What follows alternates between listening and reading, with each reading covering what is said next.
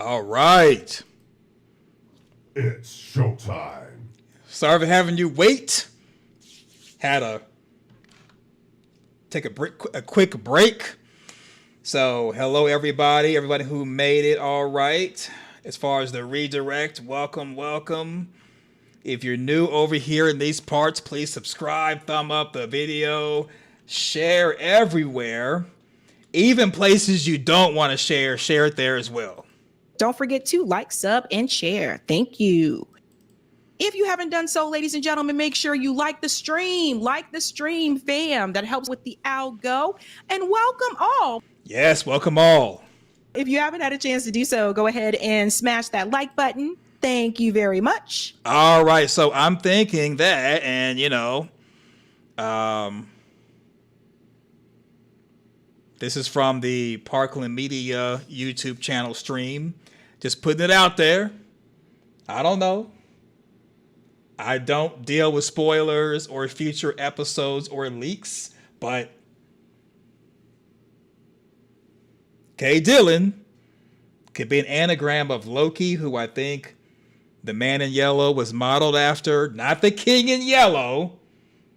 And I know I haven't heard anybody mention King of Yellow till he morphed into Sophia. And also the writer is Kristen Layden. She wrote season 4, episodes 3 and 4, when the Chromonocle was retrieved from the Matthews collapsed house by Randall with Julie supervising. So I don't know.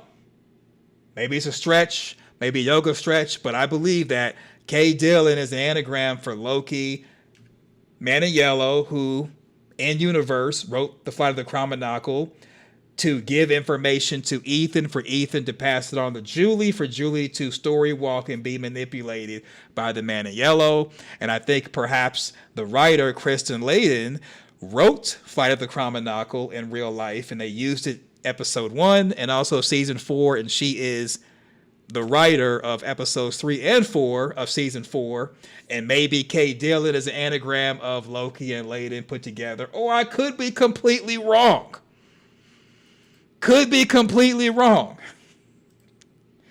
Who knows? Who knows?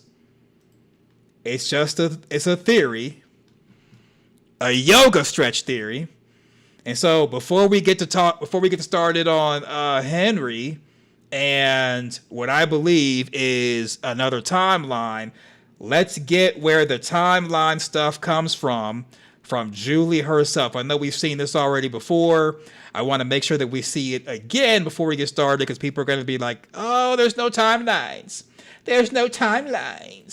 I think it is some world with the King in Yellow. And I'm going to be like, you crazy. Yeah. The King in Yellow. Then he morphed into Sophia on you. And I have not heard King in Yellow ever since. And then people were saying that everyone who wore yellow, everything that was yellow was the Man in Yellow. Remember, I brought a yellow car mix up. Oh, the Man in Yellow. And I'm like, come on now. You are playing. So we haven't heard any King in Yellow stuff since he morphed into Sophia. And I think Sophia was created to get people away from King in Yellow. This was really nice. I'll see you soon. Yeah. Just the King in Yellow. Wow. What the f***?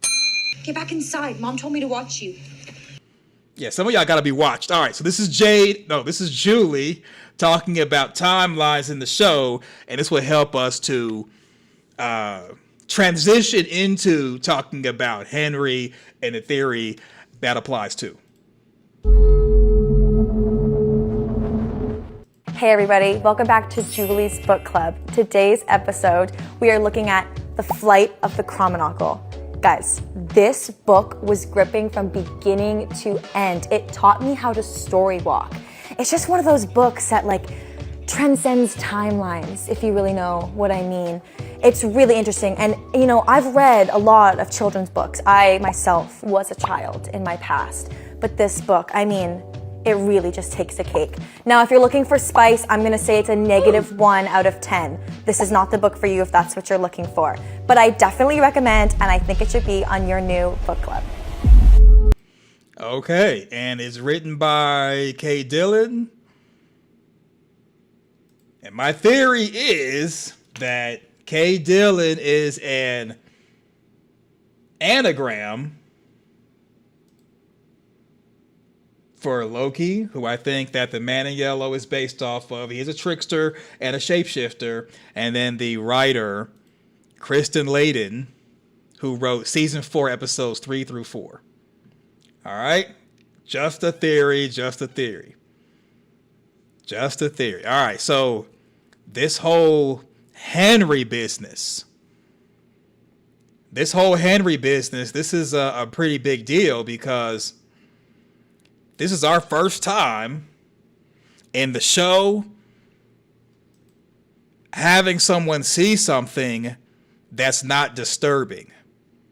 Because when Boyd gets hallucinations, it's disturbing. There have never been a good hallucination. Didn't Boyd have his wife Abby's hand grab him? That wasn't pleasant. And then you have the Vision monster, this Father Khatri, telling Boyd to forget the perfect plan, get the bones of the children. Okay. And Jade was mentioning taking on collateral damage, which is like a military term for get the mission done, and we expect there to be casualties, which is okay. And then Boyd mentioned he said shooting gallery, but in the Army, we call it a fatal funnel. And it's basically where you're going to be going down somewhere where it's only one way there, one way back. And if you get too far down, let's say a pathway, like a hallway, and someone comes out and engages you with fire or with any type of resistance, including grenades or munitions or fire, any type of weapon system, there is nowhere for you to hide, and you will be hit. So when Boyd mentioned shooting gallery, the modern military calls it a fatal funnel.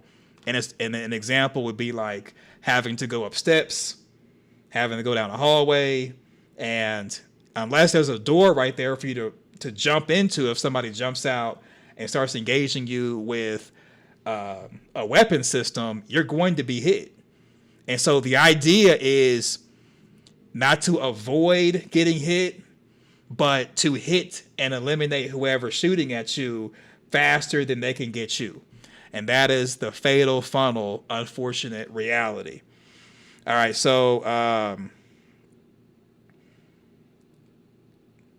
Henry Henry woke up in a care facility.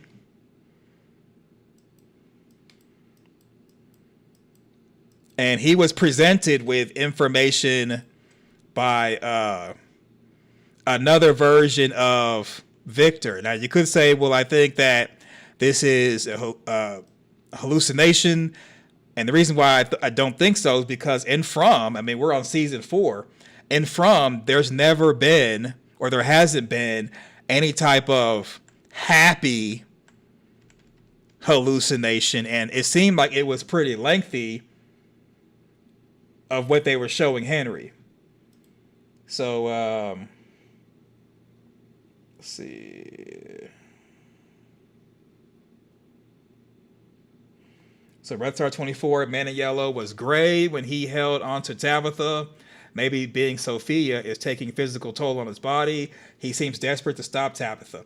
I think the Man in Yellow was telling Tabitha that either you're going to set the children free or unleash suffering to prevent Tabitha from thinking about any other option. Because Jade wants to set the children free by getting the bones, whereas Tabitha is going to be afraid and not wanting to get the bones because she doesn't want to unleash the suffering.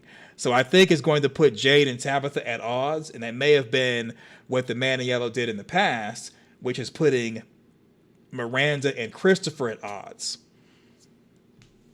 Like, that may have been the goal of season 4, episode 8 at the end, revealing himself to Tabitha and kind of giving her that, like, you know, you may be setting the children free, you've gotten this far, or you could be unleashing suffering, and it's to make Tabitha afraid and to choose to do nothing, which would put her at odds with Jade. And it could be that it may be revealed that the person who took out Christopher was Miranda.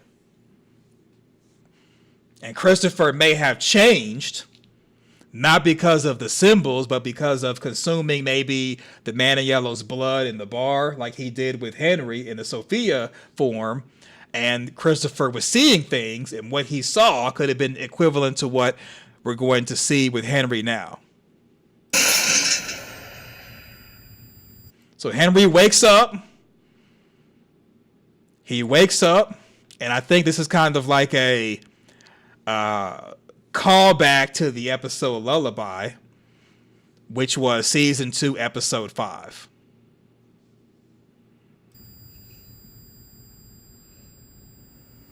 Now notice, okay, so Henry's supposed to have been in this care facility for a long time. No breathing tubes. No defibrillator. He's like breathing on his own. So he's been in and out of consciousness, I guess, for decades. Since the acid trip, according to this version of Victor. But Henry's breathing on his own.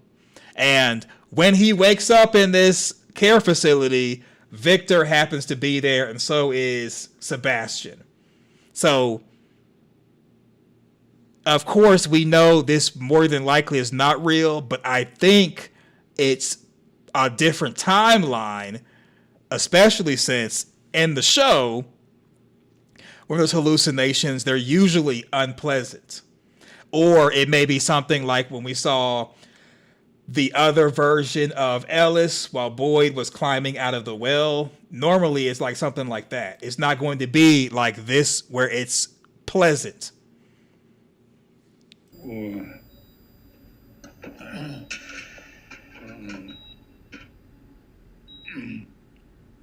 Dad? Dad! Grandpa's awake again! Okay, get the doctor quick. Dad. Okay. This is this version of Victor. So Thacia Dig, welcome. Mita, welcome. Rick Costa, thank you for joining. Ange Peach 6711, thank you for joining. Uh-oh. Thank you, thank you, thank you. Let's see. Thacia Dig. So Janelle, welcome. I think we got everybody. Monrex 925. The Man in Yellow is Mephisto.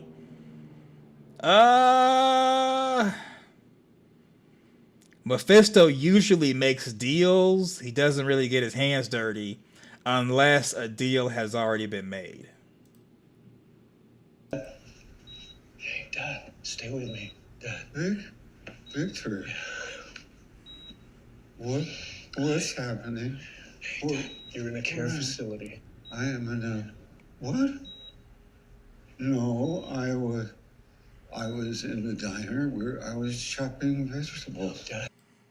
Mm-hmm. Chopping vegetables.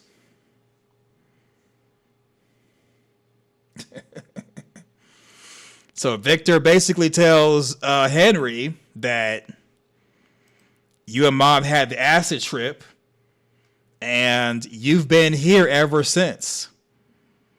So very convenient that out of all these decades, Victor is there in a suit with his grandson right when Henry wakes up. But I think that it's not like a coincidence, as in this is not real. I think that it's a different timeline that Henry's experiencing, and that the goal is to get the characters in this vision to convince Henry to forcibly disconnect and eliminate the anchor, which is Victor. I don't think that Henry's going to be able to keep this reality, but he's just simply experiencing it, so he experiences another timeline. So there's no path for Henry to obtain this, but the idea is to make him desire it to the point where he would be willing to do anything. And next thing you know, I think he's going to be going after the anchor, which is Victor. And it may be the same thing that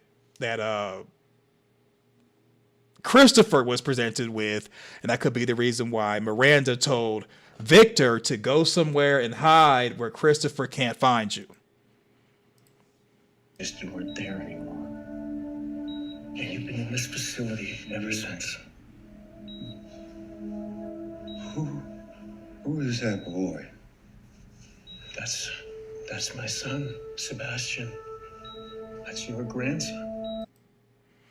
Your grandson. This is a really good reality. Now, there's some things in the room to take note of. I think they end up showing it. Matter of fact, let me take this down.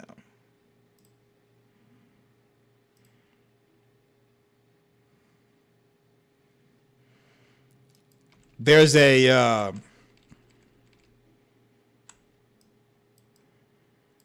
yin and yang symbol in the background. I don't think it has anything to do with like a theory or anything, but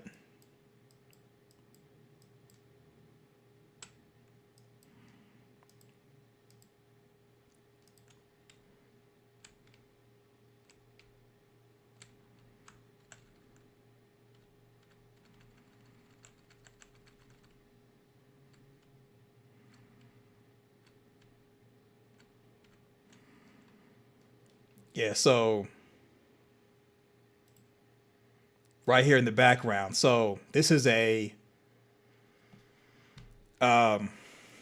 basically it's the sun with the moon behind it, which normally means that you have balance. So this might be about this room, this timeline could be about balance, in that it's possible in this timeline Henry really is in a coma, and that the current Henry in the main timeline is taking over this Henry's body to show Henry this timeline to convince Henry to forcibly disconnect and eliminate the anchor, which more than likely is Victor. It may even be where they may tell him he has to take out Victor and himself, or just take out himself. But I think that this in the background is just showing balance, and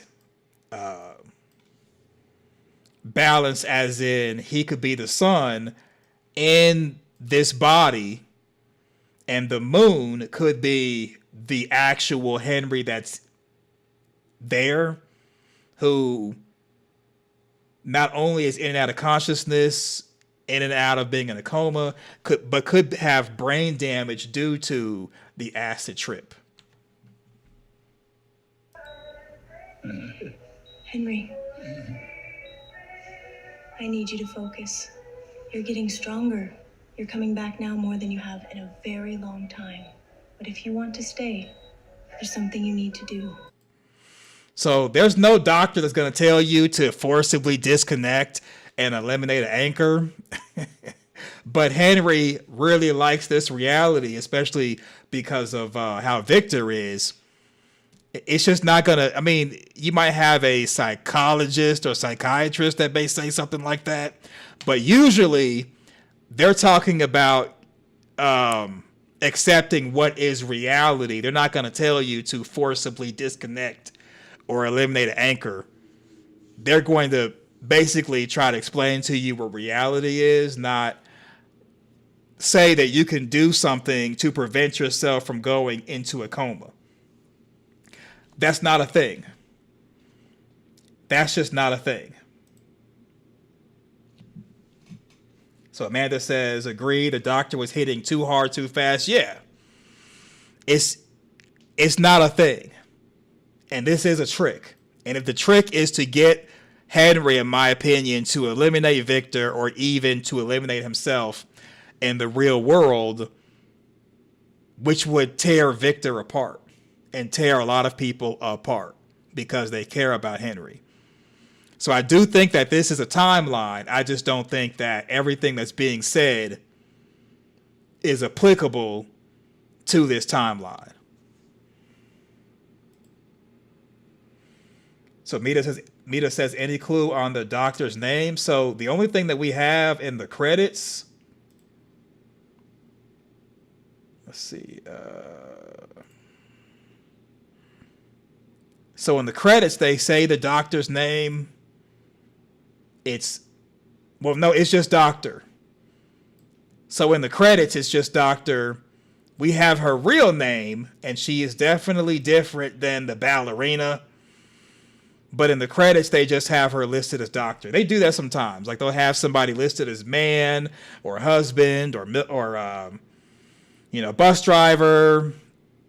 They won't give the person an actual name because they may not necessarily have a role that warrants them having like a real name.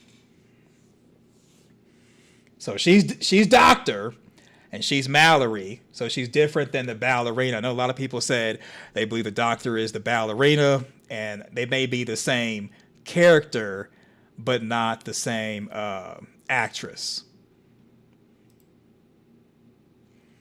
Michelle says, so this heifer just popped out of nowhere? Yeah, she did.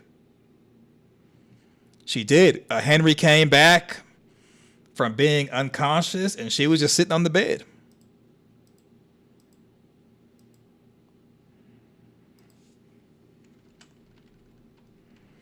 Yeah, so Henry was in the field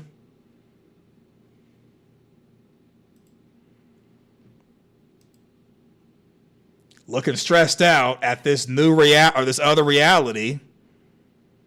And remember, Victor feels let down because he saw Henry drunk like he was, and Henry was being violent. So I think what strides Henry made with Victor are gone. Yeah, they're still roommates, but I don't think it's the same, especially since you're talking about Victor basically growing up and he's in his 50s and he basically has had most of his life without Henry. So Victor, I think, was warming up to Henry and forgiving himself, but what Henry did with the drinking may have damaged that beyond repair.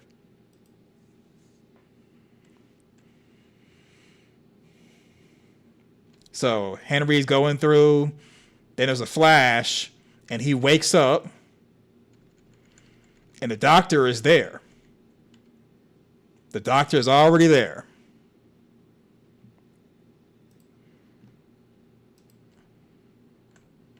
So it's the same song that was on the radio when Henry was with Tabitha.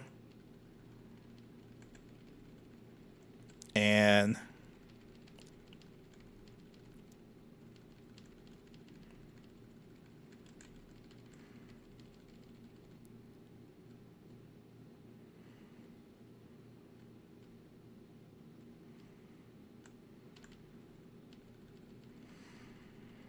that Henry leaves.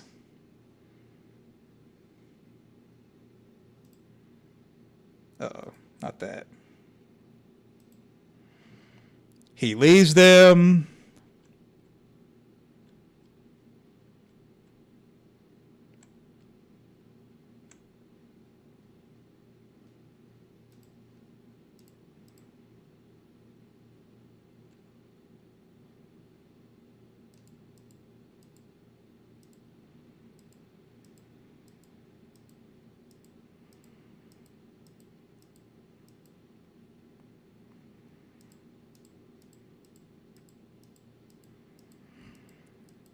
There's the song on the cell phone that Sebastian's holding.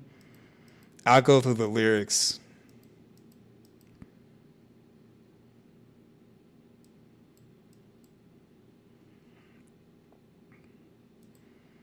All right, so it's Blue by Johnny Mitchell.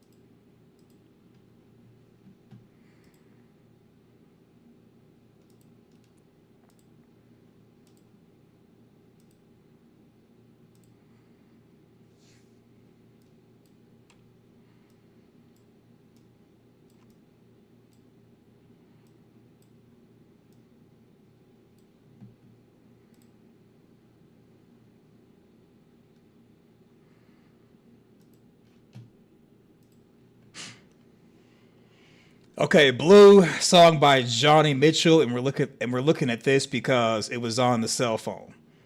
This may be something more as far as what we're getting from the episode. So it says, songs are like tattoos. You know I've been to sea before. Crown and anchor me, or let me sail away. Hey Blue, and there's a song for you. Ink on a pen underneath the skin, an empty space to fill in. Well, there so many sinking. Now you've got to keep thinking. You can make it through these waves. Acid, booze, and ASS. Needles, guns, and grass. Lots of laughs, lots of laughs. Everybody saying that hell's the hippest way to go. Well, I don't think so, but I'm gonna take a look around it, though, Blue. I love you. Here is a shell for you. Inside you'll hear a sigh, a foggy lullaby. There is your song from me. All right, so I mentioned lullaby.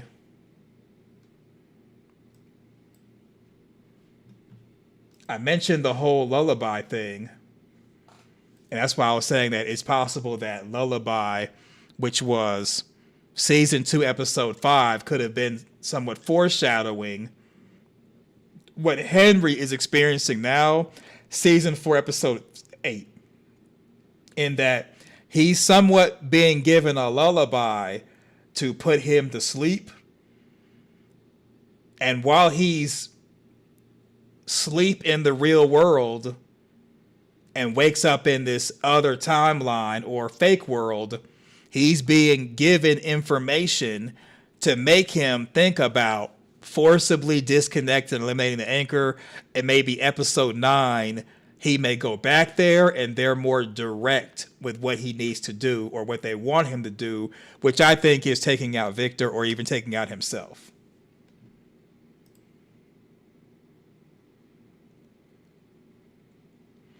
So Amanda says, great song. Ang Peach says, I love Johnny Mitchell. Okay.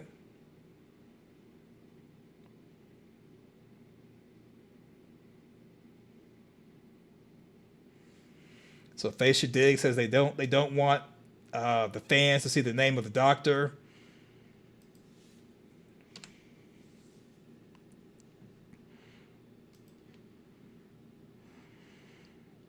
So I think that's the reason why this song was chosen, was because of the idea of acid and that it's a foggy lullaby to put you to sleep.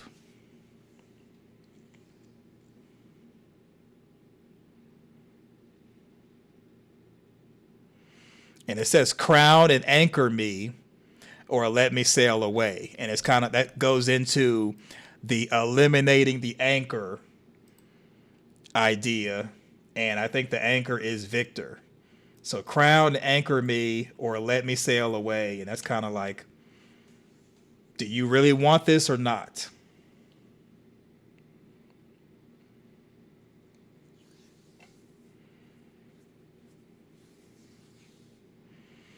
Everybody's saying that hell's the hippest way to go. Well,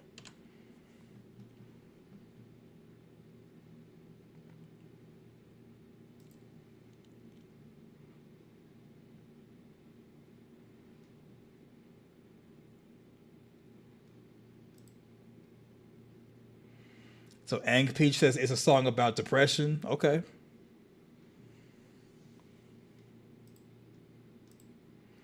So the forces of evil are giving Henry a taste and then putting him back in Fromville.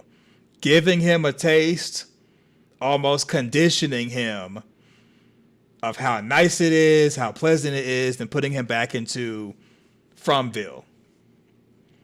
So in a way, it's almost like carrot on a stick or operant conditioning, in that we're giving you something and then snatching it away and saying, well, if you want this, which is better than what you have, you got to do something for us. And that is forcibly disconnect and eliminate the anchor. And I think it's taking out Victor or eliminating that. So Michelle said it's a terrible song to bond over. So Mike says, acid, booze, and ASS are habit forming and should be limited to the weekends or limited to the daytime when you're out and about without the protection of the talisman stone. Where are you going? Well, I'm not going to solve the puzzle sitting here all day. I'm going to, check out the town, turn over a few stones. Yeah. So when you're out exploring, it's good to have everything limited, especially when it comes to acid, booze, and ASS. There it is. Aang says that's how the 60s were.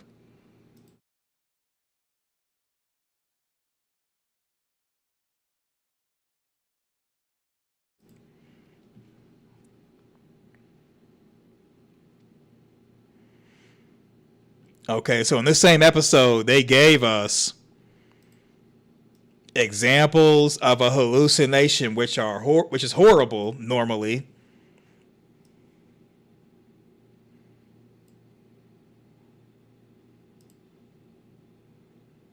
So this is Boyd experiencing the hallucination.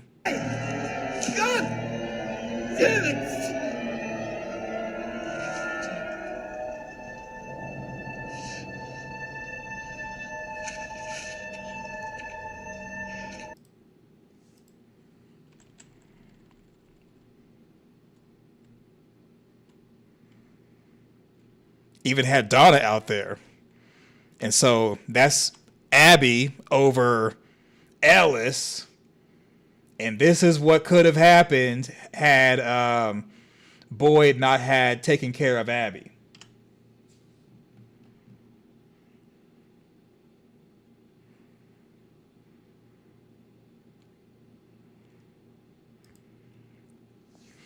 So this is the hallucination. They're always bad, always horrible.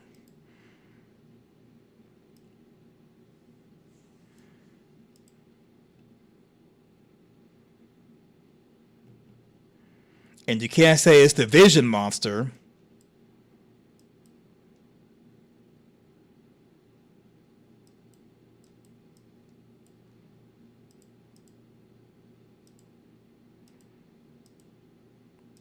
Because we get him right here.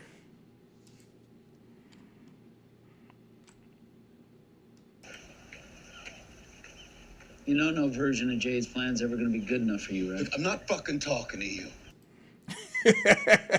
So Boyd experiences both the vision monster and the hallucination in season 4, episode 8. So what Henry is experiencing, in my opinion, is neither one of those, because usually it's a bad thing with a hallucination and or with a vision monster.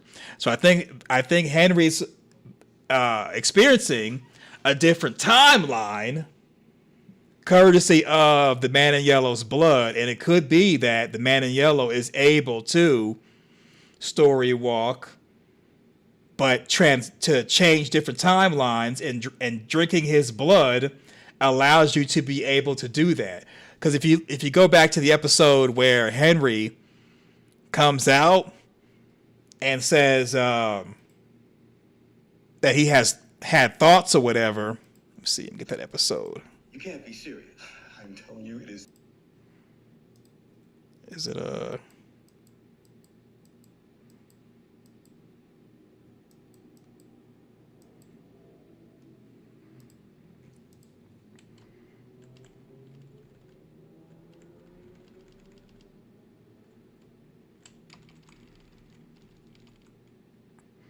okay, this is Henry coming out after consuming Sophia and Yellow's blood. So y'all ready? All right, let's do it. And also let me know. So you all may have already heard it on the Parkland Media live stream, but I'm thinking about the idea of subscribers being called aces, like Ace of Spades, and then members being Aces Plus. Let me know your thoughts on that. So this is Henry coming around the corner. You see how Sophia and Yellow's head turns to the side, as in curiosity. So I don't think Sophia can necessarily control what you see or what you experience, but that you're going to experience something from a different timeline, for better or worse. And the hope is what you experience can make you want to do something horrific.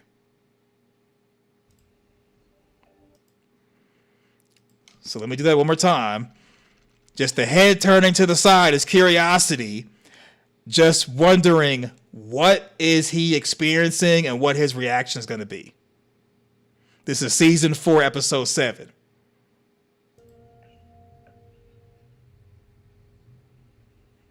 Yep, head to the side, curiosity.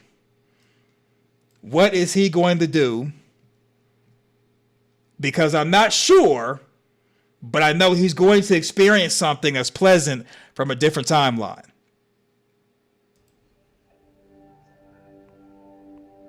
I guess you told him, Henry.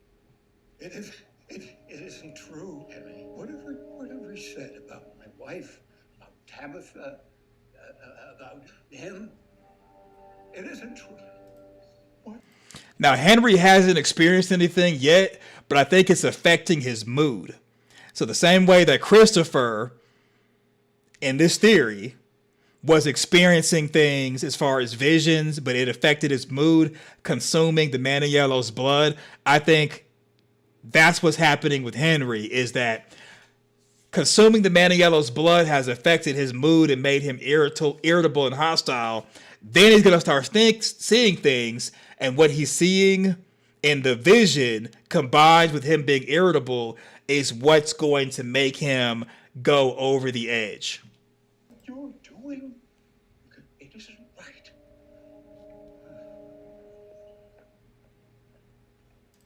I got it. Yeah. So I guess he disappeared and came back, y'all. Remember y'all said that he disappeared, the disappearing man. So I guess he disappeared, then came back.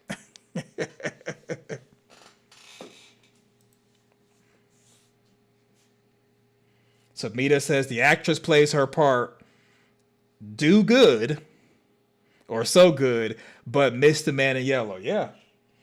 So Red Star says Kenny told Acosta if she can't accept reality, she won't make it. Henry and Acosta have changed face. Yeah. So Mike says, I just saw Martin in the mirror. Oh, man. That was a mess last time, y'all. That was a mess. You know what, Mike? Because of how crazy that last stream was, anyone who references it, guess where you gotta go? Guess where you gotta go? I'm sorry to do this. And plus, you was tripping last time on the stream we just did. Mike, you gotta go.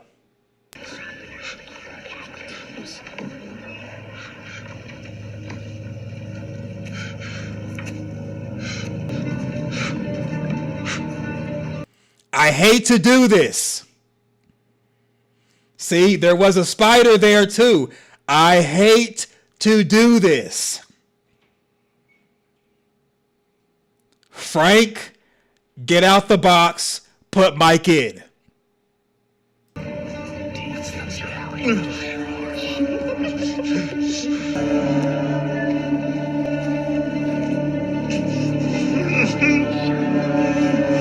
I don't want Mike to go in the box.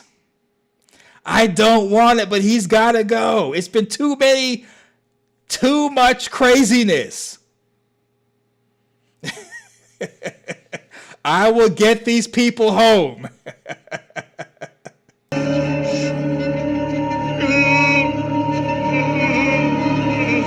Michelle, you going in there too.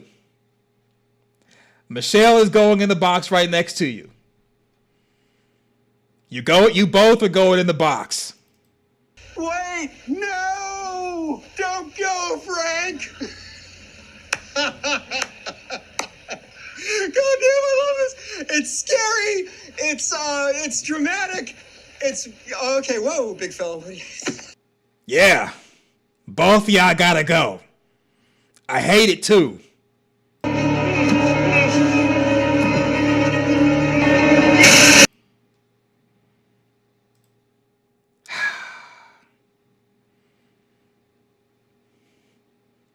Michelle, you co-signed.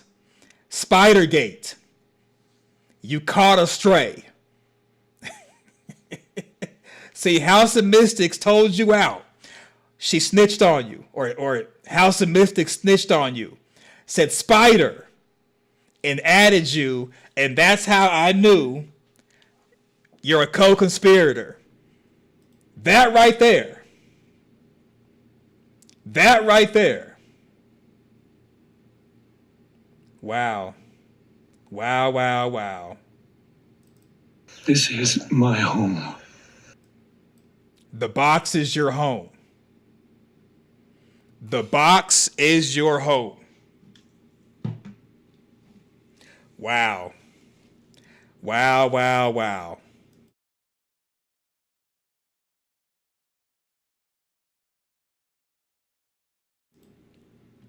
So Mike has gone in the box. He and Michelle. Wow, wow, wow. I'll tell y'all the truth. Like, we're looking at this dude who has disappeared, and we're wondering, did he get fired during production? Did he get fired and he could not hear that none of y'all are special, none of y'all are reincarnated. It's just Jade and Tabitha.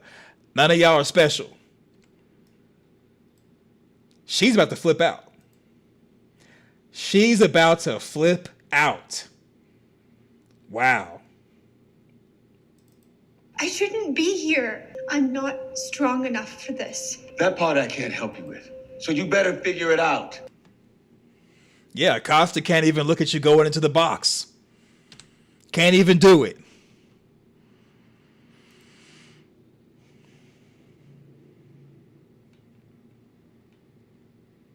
So I think that while Henry's in this care facility, that this actually is another timeline he's experiencing, even though he can't go to this actual timeline.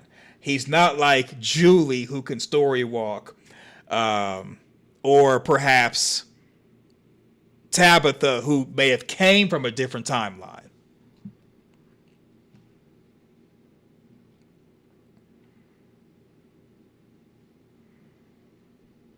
And I think Henry's going to end up being like Christopher. Remember what happened with Christopher? So going back to what Victor told Jade, season 2, episode 5.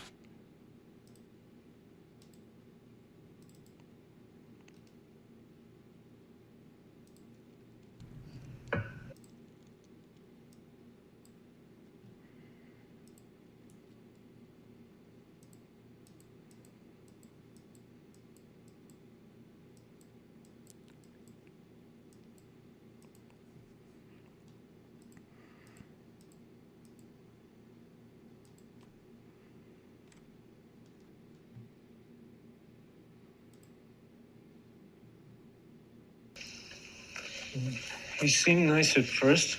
He made people laugh. That wasn't an easy thing to do back then. People liked him. And then? Then he changed. Yeah, it couldn't be Christopher changing because of the symbols, because Jade saw the symbols and he hasn't gone crazy like that. So House of Mystics, did you investigate my disappearing, reappearing man for the timeline? Well, we showed the guy. That's pretty much the extent of it. It's just him being in the scene and being out of the scene.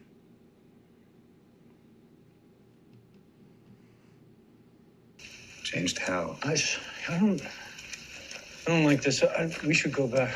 Wait. When we had a deal, right? I played your song. I held up my head. Yeah. He seemed nice at first, then he changed.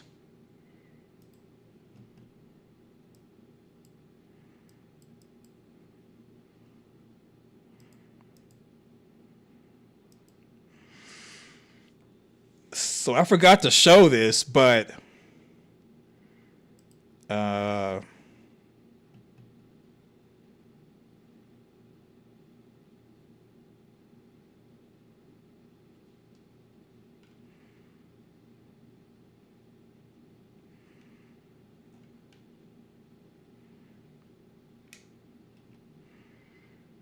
do y'all remember when Tabitha was trying to, well, I guess she still is trying to save the children, but y'all remember that whole, I forgot to play this on the previous stream.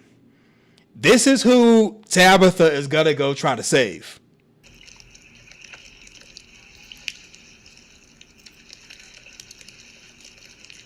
I'm here.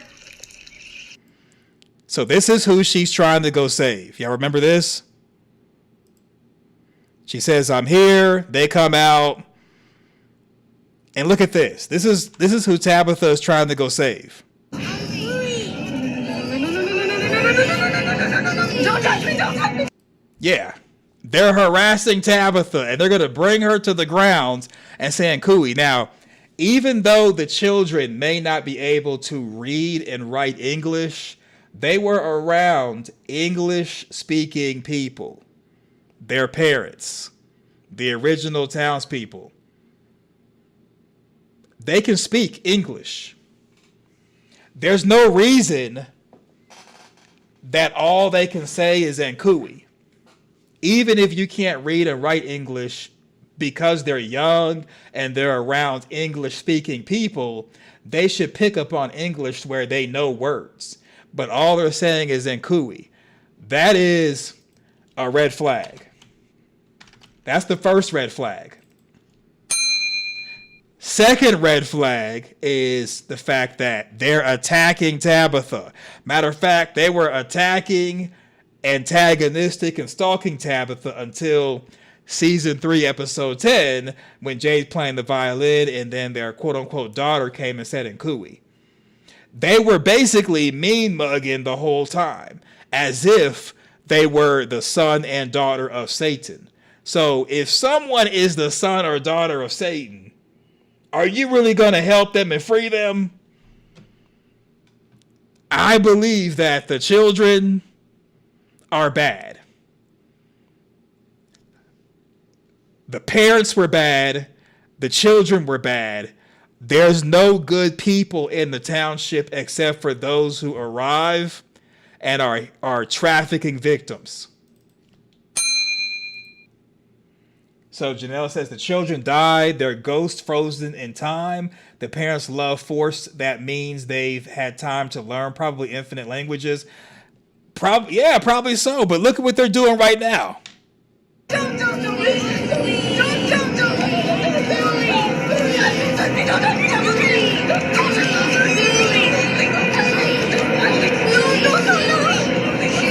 See, I was saying at one time they were playing with her. They were playing with Tabitha, but I don't know anymore. I mean, look at how they're looking. Is this playing? I don't know, y'all. In the past, I was like, oh, they're just playing with Tabitha. You know, she got to toughen up, have thick skin. She asked for them to come. She wanted to smoke. I mean, it seems like those Nkui kids seem like they're a little bit sinister. Matter of fact, they've been somewhat sinister-ish looking and acting sinister-ish, except for season 3, episode 10, when Jade and Tabitha's eyes were opened. Now, even though Nkui means remember, there's no reason they can't speak English. Even if it's broken English, there's no reason they should not know words, especially because they're around people who are speaking English. Now, excuse me, you have to have like children to understand this.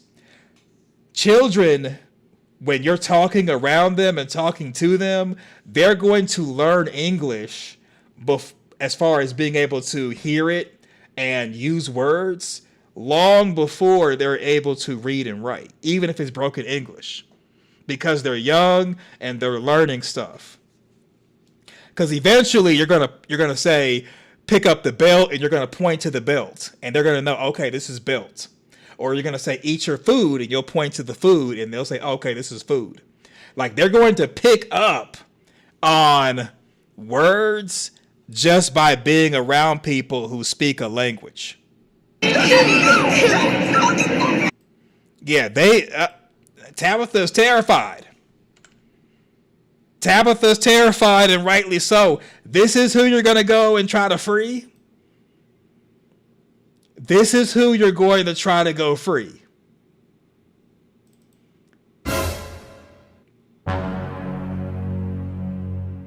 Yeah, I kind of agree with the man in yellow in that setting the children free is going to be unleashing suffering.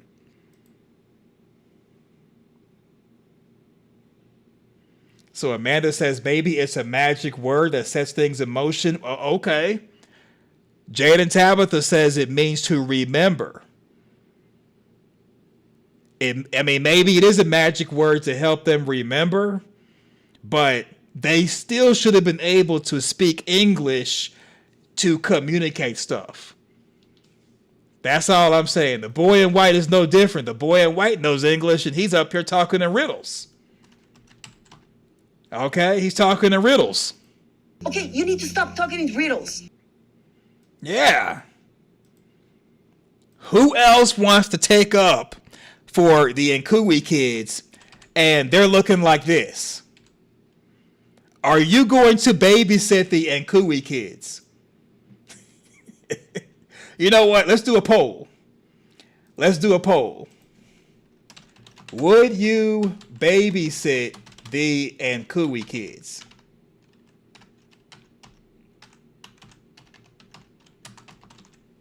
And I might be spelling Nkui wrong. Would you babysit the Nkui kids looking like this?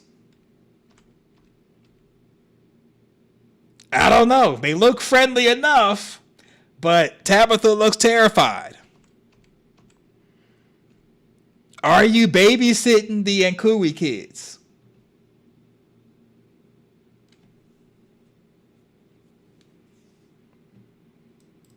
I didn't choose this life chose me. Yeah, who's babysitting the Nkui kids? Okay, somebody's saying yeah. So if you put yes, I want to know, okay, so Shorty, Womp Womp, Shorty Womp Womp is going to babysit the Nkui kids. Unfrickin' believable. Who else is going to babysit the Nkui kids?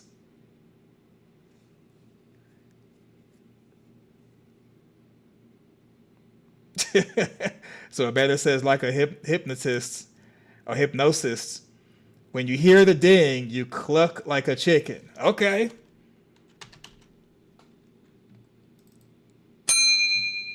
Okay, so Amanda's having chicken tonight and clucking. Who is going to, okay, what would it pay to babysit them To get home, I might. Well, okay. Guess what? Guess what? For all you know, the Nkuli kids, I mean, they used to be called ghoulish children, as in ghouls, as in they eat people. Yeah, who's babysitting the Nkuli kids? Would you ever think that this innocent little face could do anything to hurt you? No, you wouldn't.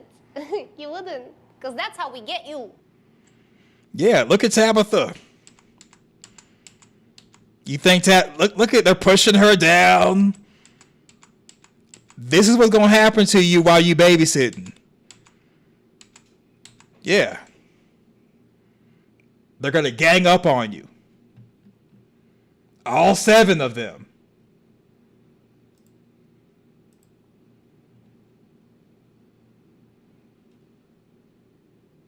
So Adventurous Exile says those kids are mad cooey. Yeah, I agree. I want to know about the people who talking about they're going to babysit the kids. So Rick Costa says, first thing I'm doing is to make them shower and wear decent clothes. What if they say no? Are you going to grab them by their arm? And guess what happens when you grab them by their arm? Guess what happens when you grab them by the arm? They jump in you. They jump in you. Yeah. We can change them into your family. This could be your mom, and this could be Julie. I know it's a little small, but we could maybe find something bigger.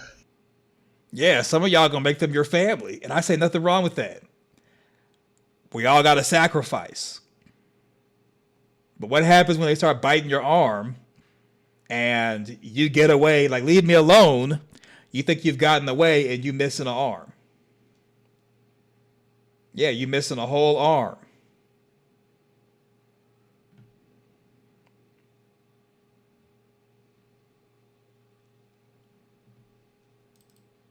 Do you make funny noises? Yeah, some of y'all gonna be making funny noises while you get bit by the Nkui kids. Yeah, okay. Let me know who's babysitting the Nkui kids. You're going to be looking like this. You're going to be looking, who wants to look like this? So Shorty Womp Womp says, pop them some popcorn, let them watch Baby Shark. What if they don't want to eat the popcorn? What if they want to eat you? Just kidding. Yeah. It's time to play. Yeah, you thinking, oh, okay, I'll put on Baby Shark, we'll be all good, I'll make me some money. No, it's time to play. See, some of you all couldn't make it in the movie Chucky. Y'all couldn't make it in the movie or the television show Child's Play with Chucky. Because you'll be like, you know what, Chucky is so cute, I want to play with Chucky. And then guess what? Yeah. Getting ate up. Getting ate up. Feed them some canned peaches. What if they don't want peaches? What if they want B. Brock VA? Okay? They may want you, not no peaches. Que sera, sera. Whatever will be, will be. The future's not ours to see. So Mita says, buy them some rats and some fresh chicken, call it a night. What if they want to call you a night? What if they want you to be for dinner? You bringing over stuff, they're like, okay, when you're done eating that, we can eat you. Yeah. Talking about, I'm going to get them rats and some fresh chicken, call it a night. Not if you're dead. Yeah, not if you're dead. You won't call anything a night if they're dead, if you're dead. So Neo says, you think the kids are evil? Well, I don't know. I mean, look, what are we doing? Huh? I mean, they're manhandling Tabitha. Y'all talking about babysitting the kids and digging up the bones? Martin told Boyd, there's darkness in the forest, things you couldn't begin to imagine. No, nightmares you couldn't begin to imagine, things you never meant to see. The man in yellow just told Tabitha, setting the children free may free the children and free you or unleash suffering. And then you got Vision Monster Abby saying that they'll either suffer today or suffer tomorrow. It seems like sufferings are coming. And for all we know, the apple might not fall far from the tree. So the original colonists could have been evil. Their kids could have been evil. For all we know, that might have been the part of the ritual that Jade and Tabitha were supposed to do, which is to take the bones of the ghoulish teddy bears and do something with them. That might be completing the ritual. Because Jade and Tabitha, or the original Jade and Tabitha, they were with the original colonists at first because they were singing the kids' lullabies. So the original Jade and original Tabitha were down. And then I guess they changed their mind and tried to stop things, but they failed. So doing something with the bones could be completing the ritual and, like the man in yellow said, unleashing suffering. And could be the world that Martin was existing in, where he chose death versus going to the forest or the town. Martin chose death over freedom because it's that bad. In the forest now, it doesn't seem all that bad even at night. However, it could be bad once the bones get removed from where they're at, and the children, who could be the son of Satan, could be the thing to unleash suffering, like the man in yellow was saying. So I think it's not really about good or evil. It's about a plan that we don't fully understand, and the path that they're currently on is going to be completing said plan. Did you bring me here to kill me? Kill you? Heavens no. We've been through so much together, you and I. You're as close to a friend as I ever had. You and Jade, you're doing so well this time. I wouldn't dream of killing you. Not yet. Yeah, Jade and Tabitha are doing so well. And remember, Smiley ran after Miranda. Smiley ran after Miranda. Remember, Smiley ran after Miranda. We have not seen the monsters run at all, except for dealing with Miranda. So whatever Tabitha and Jade are doing is not bad to the point where the monsters are not running after anyone. So think about that. And Tabitha can't even remember what Miranda did or had going on, even though she told Victor that she's here to save not just her kids, but Victor as well. And that Miranda didn't know what she knows. You don't know what Miranda knows because the monsters are running after Miranda. They're not running after you. That's a red flag. All right, so after the vote, we got out of 23 votes, we got 39% who would babysit the Nkui kids. And you know what? You're going to be the ones to unleash suffering. So pat yourself on the back. You're going to be the one to unleash the suffering. Yeah, congratulations. Yeah.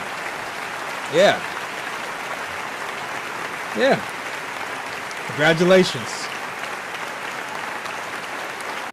Right, Rick, the man in yellow said, oh, you don't remember that yet. Yeah. So Miranda did something that caused Smiley to run after her. So if no one's running after Tabitha, that means Tabitha is on the path that the evil side wants her to go on. That's what we need to understand. Smiley running, and the monsters could run the whole time, and they're not running after us now, that's a red flag. Yeah. So it's not about the children being evil or not. It's just that the path that we're on, I believe, is going to be the greater scope villain, which, to put it into context, I should have did this on Parkland Media, but to put it into context, greater scope villain versus a big bad. In Star Wars, the original trilogy, they call it episode 4, 5, and 6 now, Darth Vader was the big bad. Palpatine and the Empire was the greater scope villain. So Vader never stopped being the big bad. But a greater scope villain, which was the Emperor and the Empire, was the greater scope villain, as in it's more impactful than the big bad, but it's not something that you actually have to fight right now, or maybe even have to fight ever. And so, matter of fact, let me bring this up. It's a TV trope. We'll look at some TV tropes, then we'll get back on topic.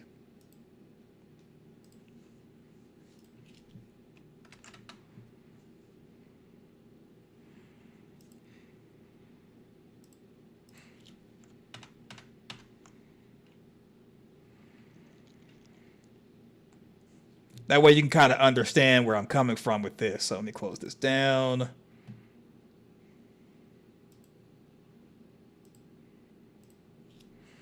Now, I'm not saying this is what they're thinking as far as in the show, but this kind of puts into context what I'm talking about when I'm mentioning how it could be that they're going to introduce something that we'll do it like this. All right, so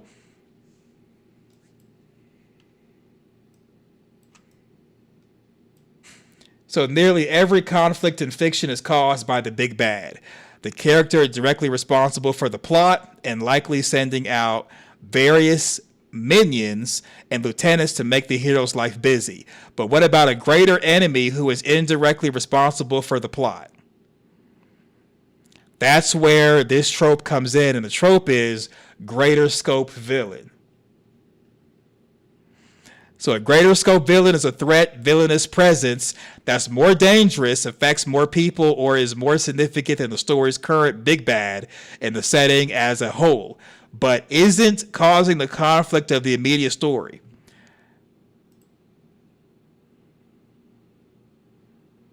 All right, so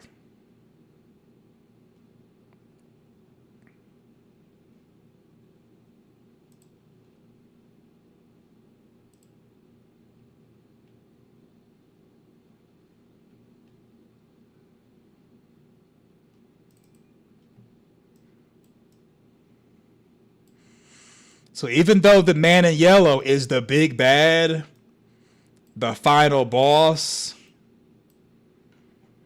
the thing that they're having to deal with, that doesn't necessarily mean that it's the worst thing out there.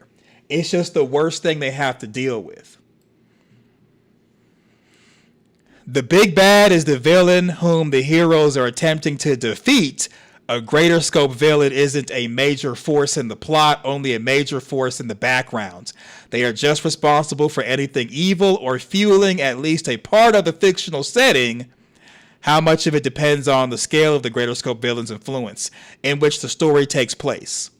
The heroes of the story may even go through their entire journey unaware this guy even exists, let alone what role they've had in making the journey necessary in the first place. So, in my opinion, what's on the other side of the red door and Colony House, that mystery box, that may be the greater scope villain. Also, the township.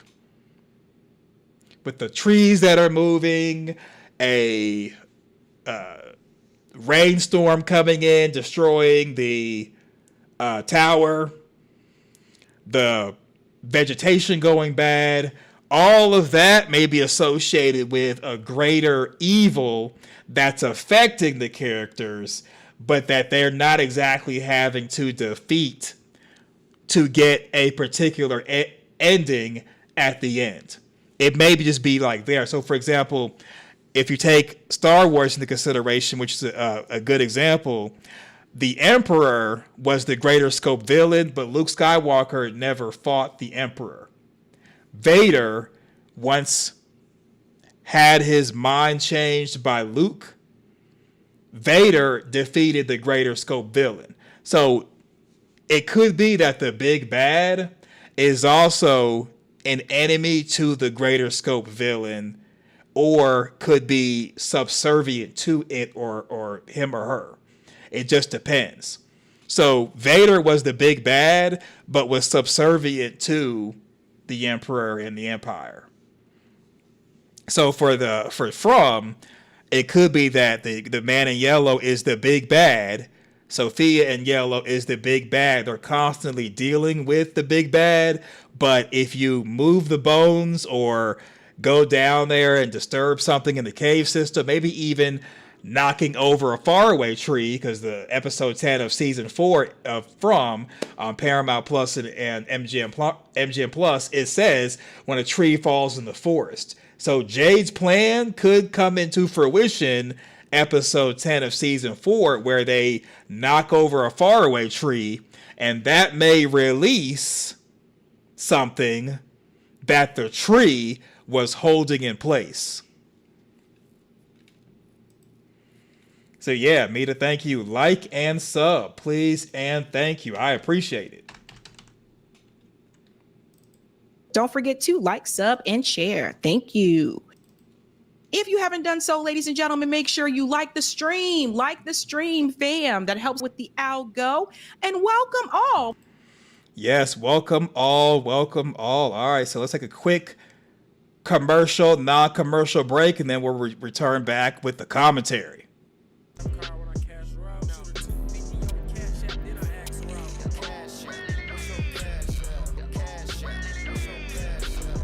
Cash App $ Spade Parkland. We're going to start getting some work done, family. So please get them donations in. Get them in. $ Spade Parkland.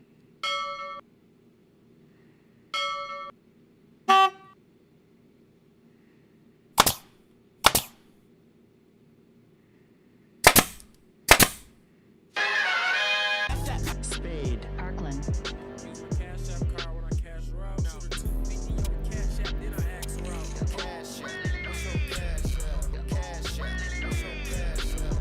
Cash App $ Spade Parkland. We're going to start getting some work done, family. So please get them donations in. Get them in. $ Spade Parkland. Okay, so I missed something. Let's see.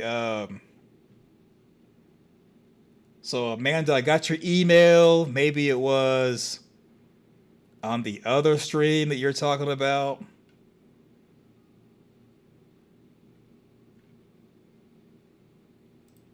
Not sure, but yeah, Mike says, I love our little corner of the family. Always a good time vibe. Yeah. You know what? You can come out the box. I appreciate it. It's called survival. So, Mike, you're out the box. And you know what? Did Michelle go in the box? You can come on out, too. It's okay. Come on out. All right.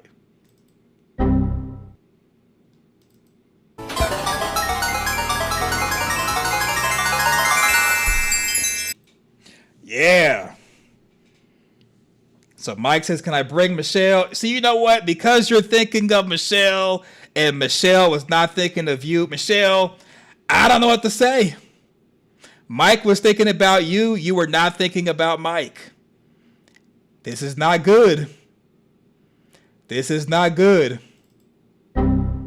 I don't know, Michelle. I don't know.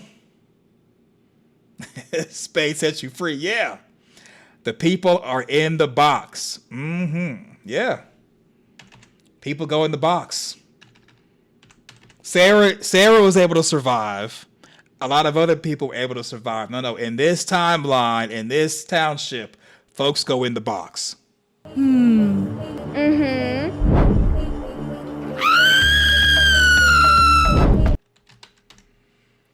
So did I get so B Brock VA says, did you find Victor's explanation of what he ate all those years convincing? This whole truck is filled with canned peaches. Is that all you got to eat? Canned peaches? Sometimes I ate other things, plants and bugs. That was only if I had to. Allegedly. Victor left out allegedly. Because, and just hear me out. So, Victor said he ate plants and bugs when he had to, so that may more than likely have been when there were no peaches. If he's alone in the township and no adults entering, then that means that there's no one to bring food from the outside world. The boy in white could only do so much, hence that's why Victor's eating bugs and plants. However, it gets to a point where bugs can only fill you up so much. Plants can only do so much.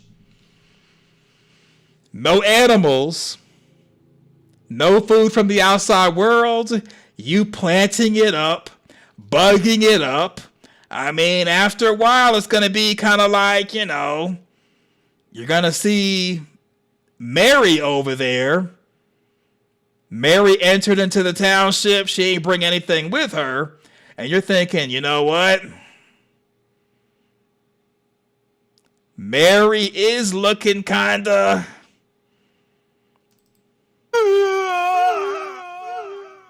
Yeah. So I don't know. I still am giving the side eye. I'm still giving the side eye, but I appreciate Victor at least giving us something.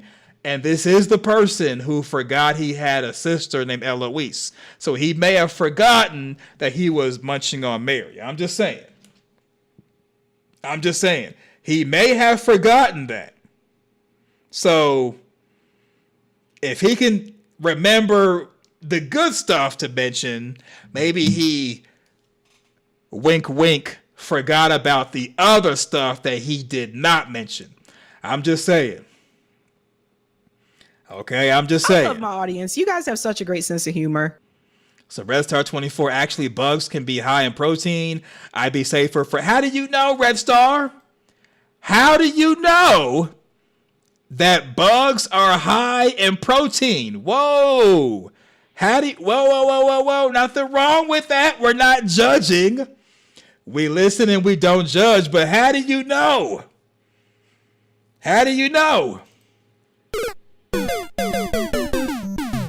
Uh-oh. Put me on game. How do you know? Oh, okay, so Red Star 24, I'm a vegetarian. Are you eating bugs? We're not gonna judge, just curious. Have you eaten bugs before?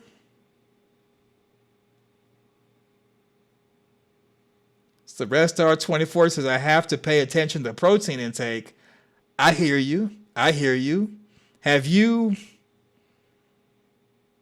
eaten bugs before? Just curious.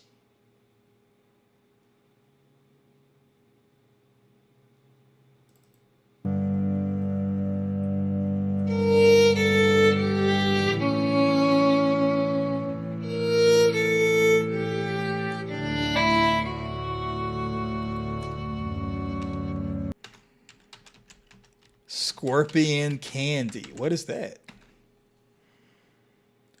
Well, whoa. So It's basically candy around a scorpion. So a scorpion's a little bit.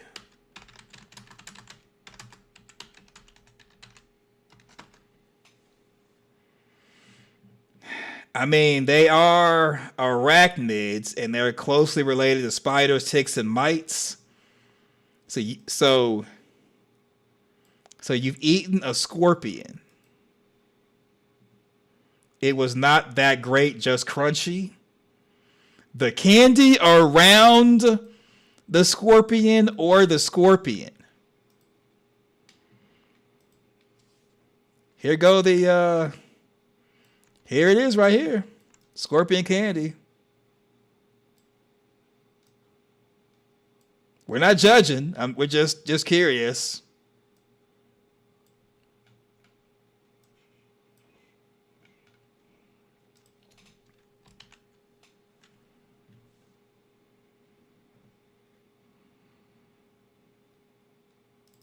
Oh, wow, wow, wow. Wow. Oh, wow. Okay. So Ang Peach says, I've had chocolate ants in Europe, and I used to have a motorcycle, so I had a few of them. A few ants. Okay. Mita says, sure, candy. Mita, you've munched on ants and scorpions? Okay. You know what? Victor needs to know that he's not alone. Oh, no. Yeah, Victor is not alone. Oh. Victor is not alone. Looks like trapped in amber. Well, trapped in amber until you free it by seeing how many licks you can get to the center of the Tootsie Roll Pop. So ladder Rick V says hard time. Well, I don't know. This might be first world. Well, it wouldn't be first world. I don't know. I mean, it may not be hard times. It may be standard. So if you have a choice between White Castle, Chick-fil-A, you might say, you know what? I'm going to save my money and I'm going to eat those ants over there. I'm going to save my money and I'm going to munch on that spider.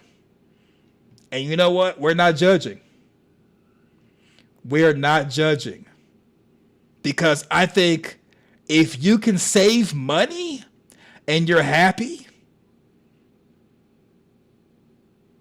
go for it. Even though I would rather just have White Castle, I would rather have Chick-fil-A. Some people might be like, nah, I'm not eating no cow. I'm not eating no chicken. Bring on the bugs. And I say, hey, more power to you. More power to you. So Ms. Heather X, maybe the boy in white took Victor to apple trees. Well, Victor said the boy in white took him to the peach truck. So now we know that Victor was not using the peach truck before the massacre. So the boy in white Victor seemed to be laying out everything he ate that he could remember. So do we see apple trees in the township? So I imagine if they had apple trees back then, they'd have apple trees right now. I have not seen any apple trees. So hold up before y'all say, oh, yeah, apple trees. Where are the apple trees in the township? Now, there are bottle trees, but we haven't seen any apple trees. They mentioned it in the last episode. Okay, they did. Who was they? Victor? Victor mentioned apple trees. Because we're not doing a whole spider thing like we did last time, where we're hunting for 20 minutes looking for a spider. We're not doing that. We're not doing that. Yikes. Yikes. Okay, so it's apple trees in the township. So even though they're going all the way out there to the settlement to get wild vegetables, there's apple trees in the township. Okay. Okay, you know what? I'm not even going to look for it. I got set up for failure last time with the spiders, and it turned out to be a fly. I'm not doing it. Okay, Fatima cut up one of Julie's first night. Okay. Okay. Okay, there's an apple tree out there. Okay. I believe it. I believe it. The first night before the ground went bad. So Monrex says there is no way Victor is eating bugs and grubs unless he's eating about 150 grams of insect protein. Well, this is what Victor said. Victor told Ethan he ate bugs and plants. But it's kind of hard to believe because it'll take a lot of bugs to survive on.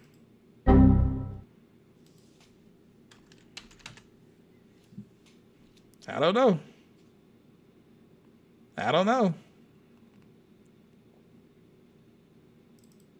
Is this helping? A little, I guess. So Red Star 24, I definitely think that was a reference to the fruit of knowledge. So Neos has got the theory already posted about eating bugs and plants. Okay. Okay.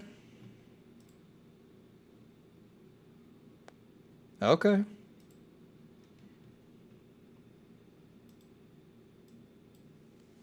So yeah, that's what I meant as far as the greater scope villain and the big bad and everything, and that getting these bones of the ghoulish children, it may bring about a greater evil, and that may be what Martin was referencing when talking to Boyd. I believe Martin was in the future, especially because Martin knew about the talisman stones and what they were used for, and it wouldn't be a reason for Martin and his people to use the talisman stones and then put them back in the grotto cave. Plus, the dungeon is connected to the tunnels, or a tunnel. And then Sarah was digging at the ground, season 2, episode 10. I can go on and on and on about why Martin is in the future and why the dungeon's underground even right now. Not going to go into that. Not going to go into that. So Miss Heather X, I personally think Victor was tree hopping. That's not what he said. That's not what he said. Yeah, Victor said something completely different. This whole truck is filled with canned peaches. Is that all you got to eat? Canned peaches? Sometimes I ate other things, plants and bugs. That was only if I had to. So, I mean, Miss Heather, this is what Victor said, and he said, I ate other things, period, plants and bugs. Let's do it one more time. This whole truck is filled with canned peaches. Is that all you got to eat? Canned peaches? Sometimes I ate other things. Sometimes I ate other things. So if he ate plants and bugs when there were no peaches, he would have just said, I also ate bugs and plants. But he said other things. I ate other things. I ate other things. I ate other things, plants and bugs. So the other things may be more than plants and bugs, but all he mentions was plants and bugs. That's all I'm saying. Y'all could say, well, maybe it was manna from the sky. Maybe the boy in white went to the real world and brought back. Victor has laid out how it went. Mita says he was eating shrooms. Could be. So Miss Heather X, that's just Peaches? I mean, he's we're going off of what Victor's saying. So Tabitha asked him, that's all there was? And he said, there were other things, plants and bugs. At this point, if we're still thinking that it was just Peaches and he just said what he said, hey, you got it. You got it. If you're like, I don't think he ate plants and bugs, you know what? You got it. I'm not even going to argue and debate. You got it. Whatever you think, that's what it is. You got it. Yeah. You got it.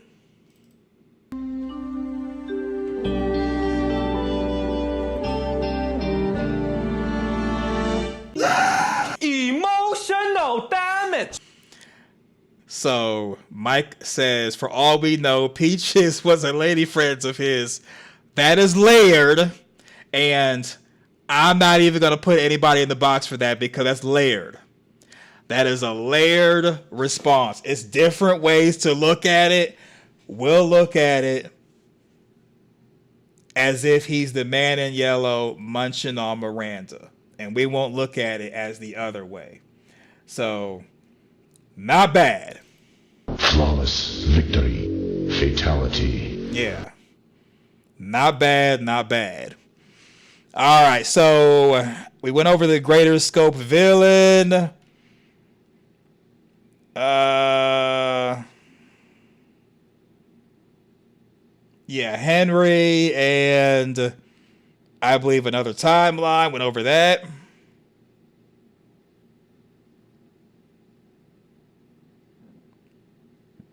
I think it's more than one massacre in Victor's timeline or Victor's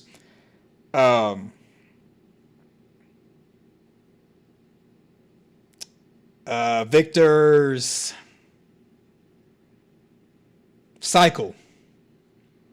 Based off what Victor said as far as Christopher changed and Miranda told him to go somewhere where Christopher couldn't find him.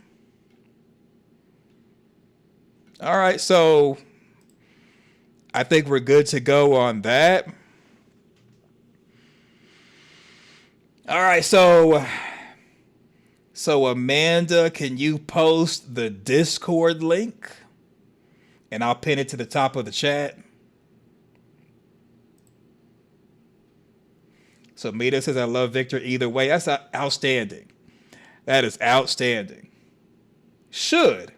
I don't think we should judge anybody by what they've done to survive or what they've done, period. All right, thank you for that. And I'm going to pin that to the top of the chat. I don't think we should judge. It's all fun. It's all just cracking jokes, entertainment. And so let me know what you think as far as the idea of subscribers being called aces. That's a kind of a play on Ace of Spades. And also members being aces plus. If you like it, we'll use that to kind of expand the Frumily that will include people who are not Frumily.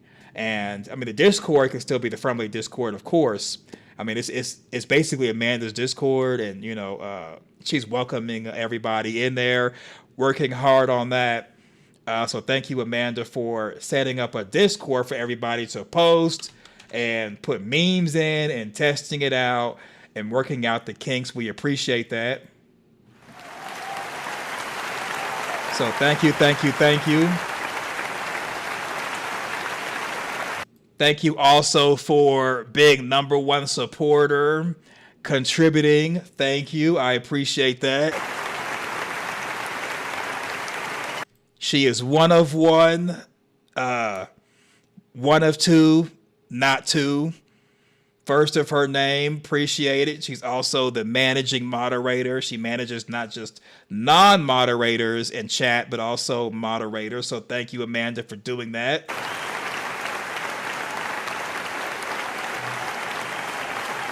She says it only exists for our Frumily, so there it is. So if you're not our Frumily or Frumily, can't be in it. understandable. So thank you, Amanda, for that. We appreciate it.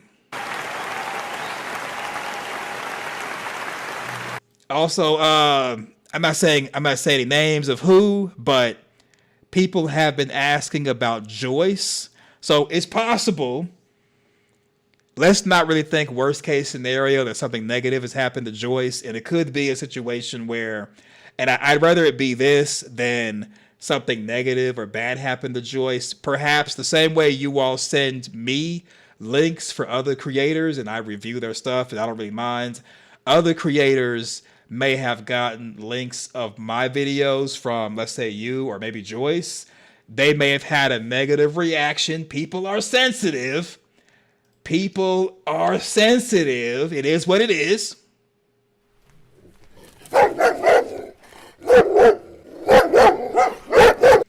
So she may have sent a link for my video or something about me to someone else. They may have said, I don't like that Spade Parkland.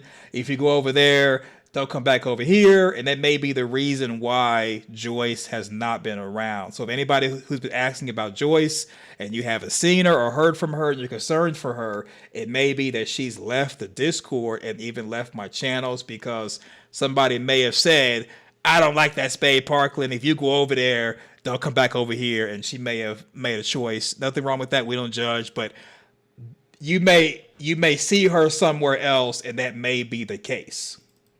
Unfrickin' believable. I'd rather be that than something has happened and she's incapacitated or no longer with us. I'd rather think of it that it's, Spade, you made that one joke that one time. I didn't like it. You said I was Mita is Martin. And you know what? Forget you. I'd rather it be that than worst case scenario. But then again, if you believe in life after death, then you might be thinking, well, if she is somewhere else, she's in a better place, so it's not a bad thing. So, so just be looking out for that. People are thinking about Joyce. So if you see Joyce anywhere, let her know people are thinking about her, and no judgment. People just want to know that she's okay. So yeah, stuff does happen. It's just that, so Raw7388, welcome. So Raw says stuff happens. It does happen, but we have to understand that we're basically all from Maniacs. And this is season 4. Joyce has been in the Fromly since 2024 at least, and has been around 2025 anticipating season 4. So with it being season 4 and we're in the thick of the season, everyone's excited about every episode, excited about a trailer for the next episode. And you know what, I may end up so I'll do a research stream tomorrow at like 4 p.m. Pacific Standard Time, 7 p.m. Eastern. We'll do a research stream, then go over the trailer for episode 9, and we'll do all that. If you're available, cool. If not, the replay is just as good, and we'll do that here. I don't have any theories in mind. So Amanda says Jess might not be around much, but she's okay. Okay, it's good to hear. So as we expand our horizon, people are going to come and go to other places, not return, or stay off of social media. They got stuff going on. So,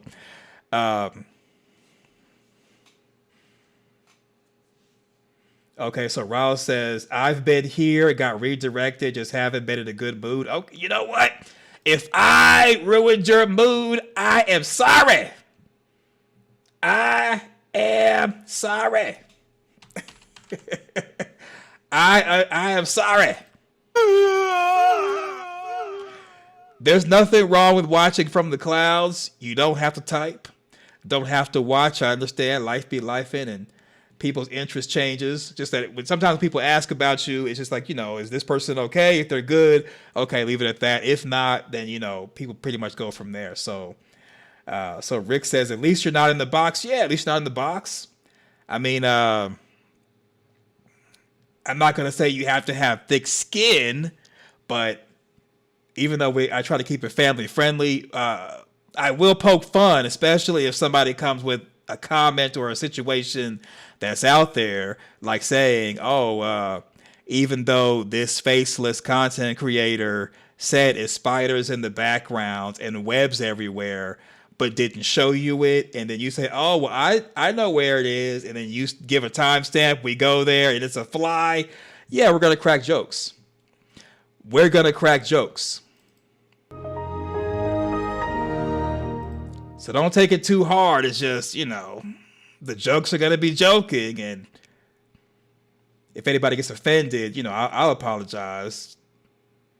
It's just that it's all fun. So yeah, if somebody's not around, it's more than likely, especially with it being season 4, we tend to think worst case scenario, but it might not be that necessarily. Oh, okay, sure. So all right, so Rick says you gotta have thick skin in Fromville. Yeah, you do. I mean, and my channel is family friendly and light. There's other channels where I've seen people in the comment section, I think this is the theory, and people are ganging up on the person. Especially Reddit, Facebook, yeah, they're vicious.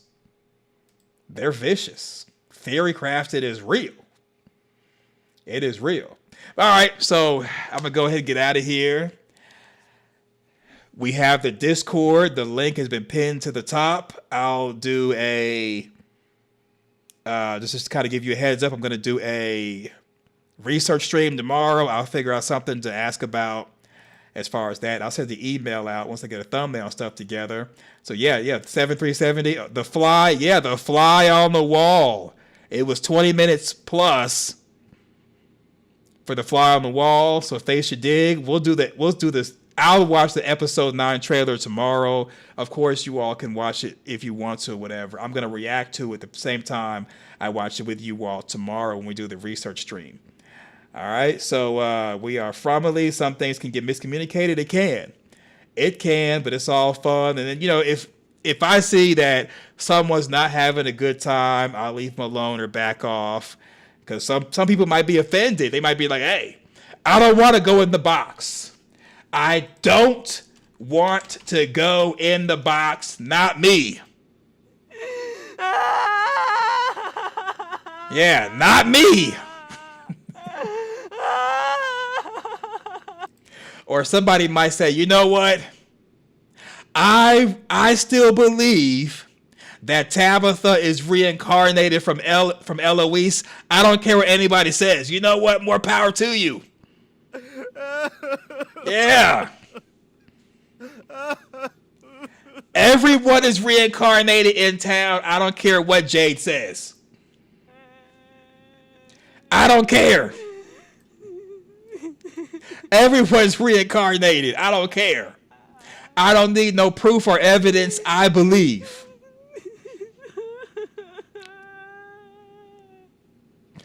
I believe. I believe that Tabitha was reincarnated from Christopher. I don't care. I do not care. Yeah, I don't care. The man in yellow is the king in yellow forever.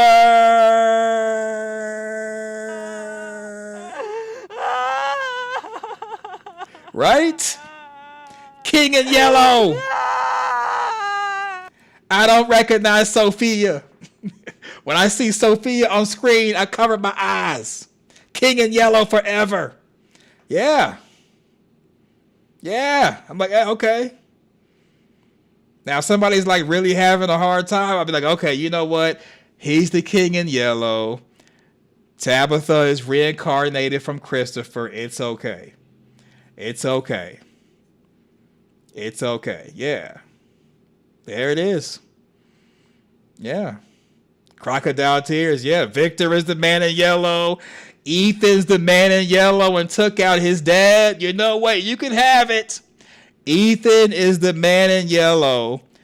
He took out Jim and he put his hand on his own mom's neck and jacked her up against the RV. You know what? You got it. You got it. It's a simulation. No supernatural, all simulation. And there's aliens. See? I even say multiple times, there's no wrong answers. I don't believe in bad theories. I do believe in bad data in, bad data out, but no wrong answers, no wrong theories. Everyone is welcome. But some people are like, nope, I need more than that. It's a simulation. It's aliens. No supernatural. None of that. And Boyd is Martin. Okay. Who else is Martin? Matter of fact, I didn't reveal the name of the person who was like Boyd's hairline makes him Martin. I didn't even reveal who that was. I'm like, okay, all of us are Martin. I let people have it. But if people are still upset, then it's like, okay, cool. Yeah. The hairline makes everybody Martin. And you know what? There's somebody out there who probably punches the air anytime I say Fatima is Martin. And if you're the person who punches the air and you're like, I really believe that Fatima is Martin and the golem is going to make her into Martin, okay, more power to you. More power to you.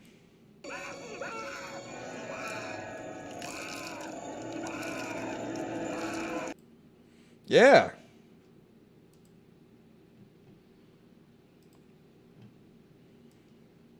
There it is. Why isn't Boyd Martin again? What? How can Boyd be Martin? Okay, I tell you what. Let's have a serious discussion. I'm open to hearing and understanding. How can Boyd be Martin? How can Boyd be Martin? Serious discussion. How can Boyd be Martin? Serious discussion. I'm all ears or all eyes to read. How can Boyd be Martin?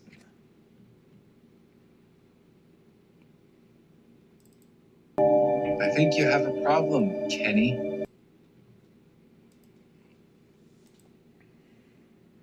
Martin is the man in yellow. Okay. So Rick says, unless it's a reincarnation thing, we have a huge melanin. Yeah, we do. So is Boyd going to be reincarnated into Martin? Is that the direction we're going? Because, I mean, Jay did say, I think it's just Tabitha and I reincarnated. And I'm pretty sure it's because of the Nkui kids. But Boyd is reincarnated into Martin. I mean,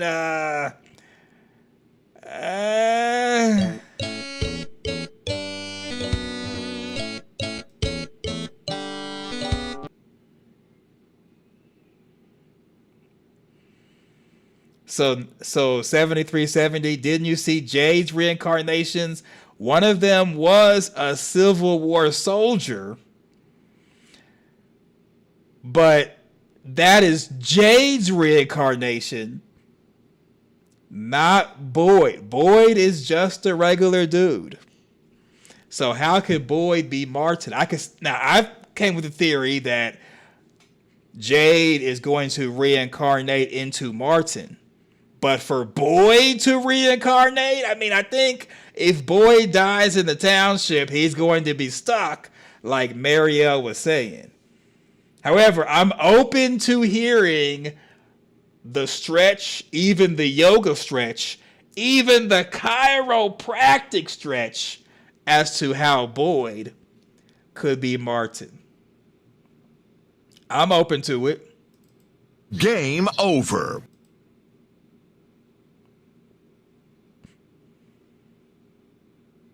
So Michael Sullivan, their blood. My blood is your blood. Okay.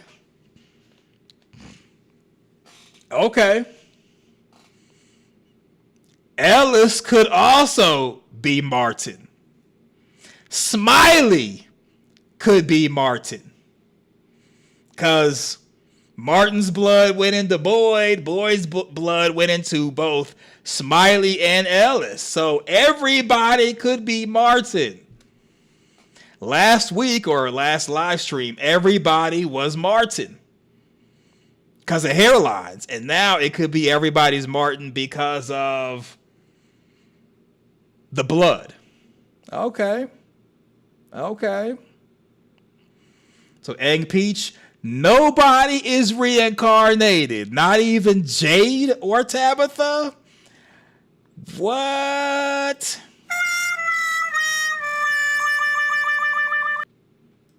Not even Jade or Tabitha?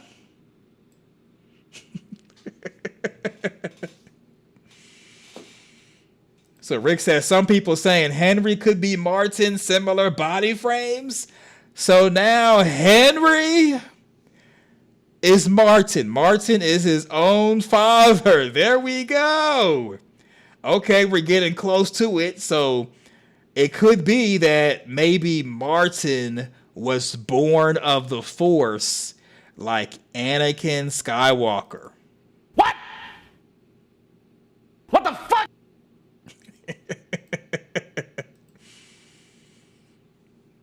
Wow, so Mike says the only way Ellis could be less useful is being chained to a wall. Wow.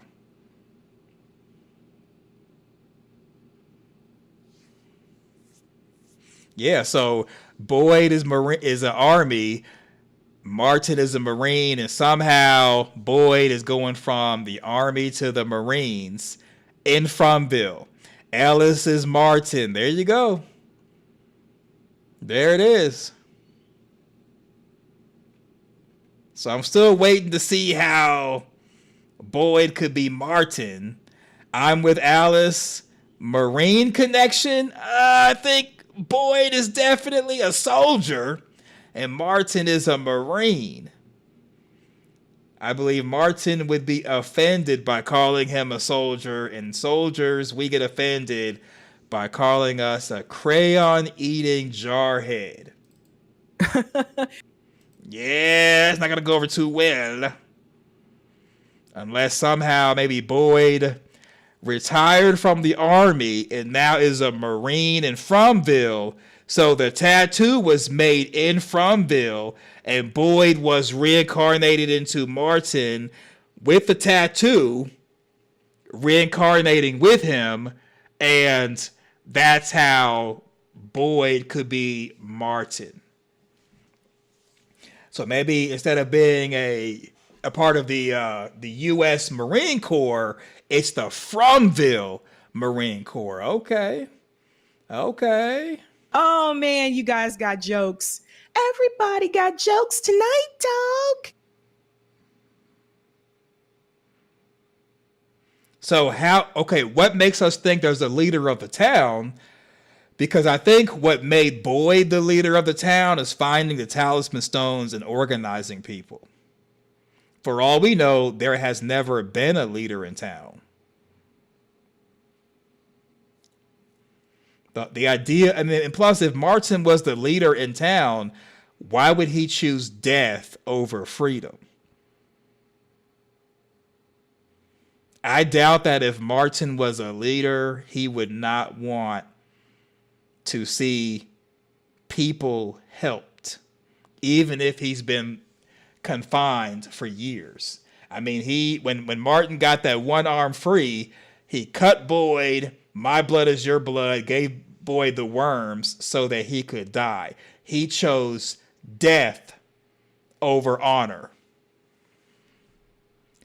Even Marines would not do that.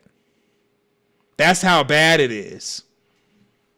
Where Martin is. It's so bad that he did not even want to fight. And he's a Marine.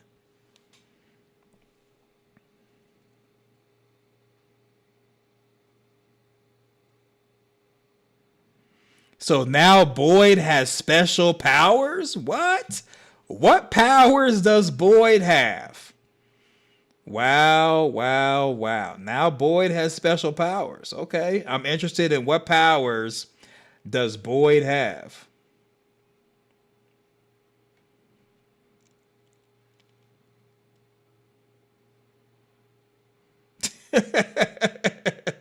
So Amanda's talking about predestination. He's his own father too. So Neo said, in 737, he says Martin is a broken Boyd that lost. I don't know. It's just the idea of Boyd, like Martin having to be a Boyd, when Martin could just be his own character. But I mean, okay, it's just Boyd being Martin. I don't know. The power to see and hear things that aren't there sounds like schizophrenia. Sounds like a result of Parkinson's. Oh my God. All right. So we've been on here 2 hours. I tell you what, let's continue the conversation in Discord. Link is pinned to the chat. Power of Delusions is right. The whole chess reference throughout all seasons too. So there it is. Yep. So we'll see you in the Discord.